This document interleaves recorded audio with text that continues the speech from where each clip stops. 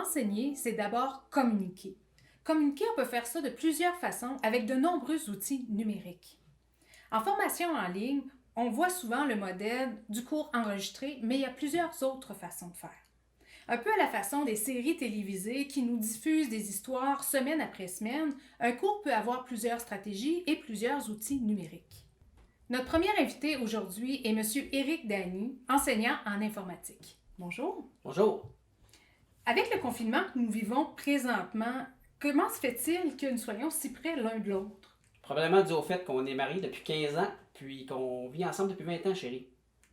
Non, on est mariés depuis 18 ans et on habite ensemble depuis 24 ans. T'es sûr?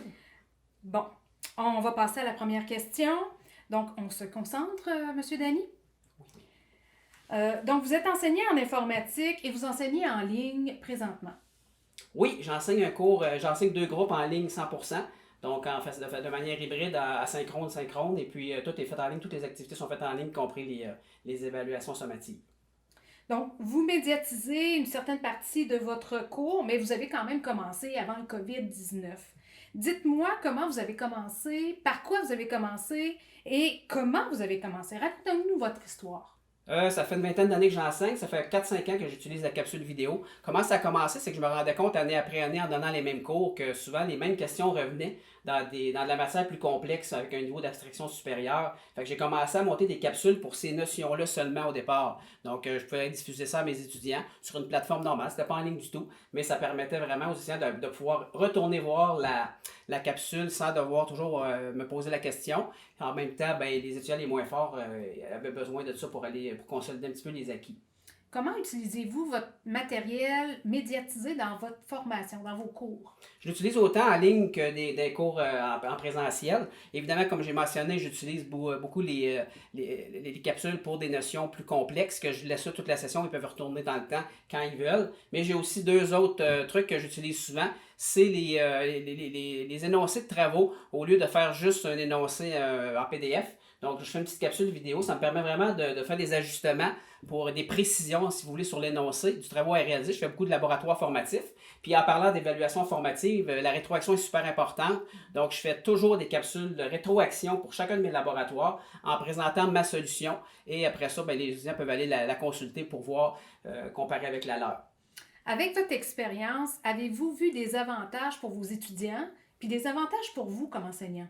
Ben pour moi, c'est évident que je réutilise le même matériel année après année. Donc, c'est un avantage. Après l'avoir monté une fois ou deux, on part avec quelque chose pour la prochaine fois qu'on va donner le cours. Et moi, personnellement, je trouve que ça me sauve aussi un peu de temps, dans le sens où la capsule vidéo pour un énoncé de laboratoire, par exemple, est assez facile à réaliser, contrairement à un gros PDF très étoffé. Donc, pour moi, je sauve du temps carrément.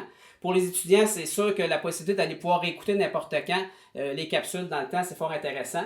Puis au niveau des matières théoriques, il y a beaucoup la partie rétroaction. Je l'ai parlé tantôt, l'évaluation formative, il y a beaucoup de rétroaction à donner. Je donne évidemment une rétroaction individuelle quand je fais la correction, mais ma capsule vidéo permet de présenter ma solution. Ça permet à mes étudiants les moins forts d'aller voir ma solution puis de combler ce qu'il y avait comme lacune, mais également à mes plus forts d'aller comparer leur solution avec la mienne. Et souvent, même les plus forts viennent me voir me dire regarde, moi je l'ai fait comme ça, etc. Puis souvent, ils m'arrivent avec des solutions qui sont aussi bonnes ou sinon meilleures que la mienne, donc ils me surprennent. Fait que je pense que pour tout le monde, c'est fort intéressant. Quel beau témoignage. Un gros merci, M. Dany. Un grand plaisir, Madame Tondreau. Donc, maintenant, nous allons passer à notre deuxième invitée, Marie-Josée Tondreau, technopédagogue. Dans votre travail comme technopédagogue, vous donnez des consignes à vos enseignants pour la médiation, c'est bien ça? Oui, j'accompagne les enseignants dans l'intégration des technologies dans leur enseignement, dans la médiatisation, la conception pédagogique de leurs cours, ainsi que la préparation de la formation en ligne. Que dites-vous à vos enseignants qui commencent et qui voudraient, par exemple, construire des capsules pédagogiques? En fait, pour les vidéos en particulier, je leur suggère de commencer par des parties du cours qui sont un peu plus compliquées ou des parties qui seraient difficiles à faire en ligne. Ce qui est intéressant avec une vidéo, c'est de pouvoir le revoir. Donc, il faut que ça soit un avantage pour l'étudiant de pouvoir revoir son cours. Moi, ce que je dis aux enseignants, c'est de ne pas faire une capsule de plus de 10 minutes. Conseillez-vous une méthodologie? Oui, je propose de scénariser la capsule avant de se mettre à la production. Il faut déterminer le sujet et l'objectif de la capsule avant de la monter, bien entendu. Je propose un outil que l'Université de Montréal a développé pour la scénarisation qui permet de décortiquer les moments, les actions et de gérer le temps de la capsule.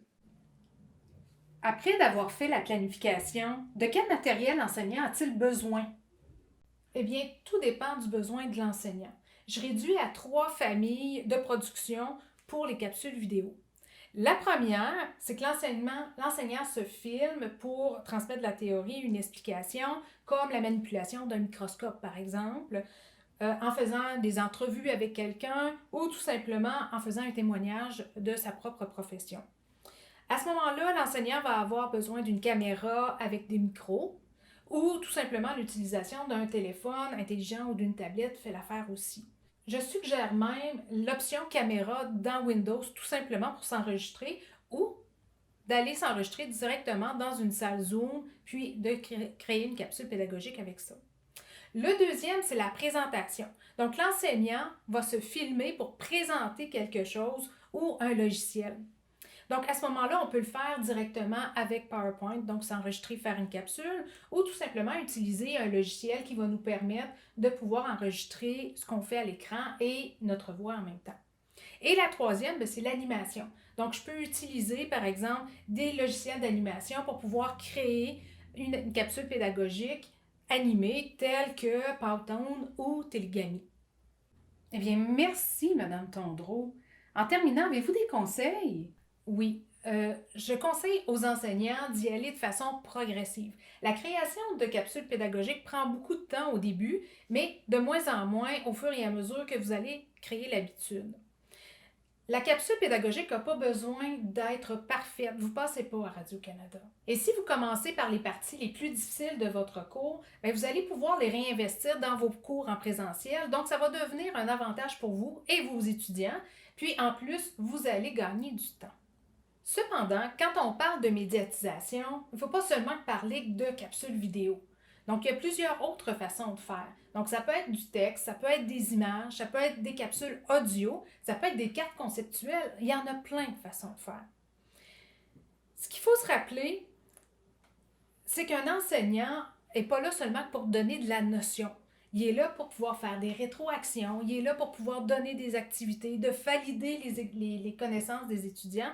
Je dirais même qu'il faut utiliser la médiatisation pour engager nos étudiants dans leurs études. C'est ce qui complète notre émission. Bonne médiatisation!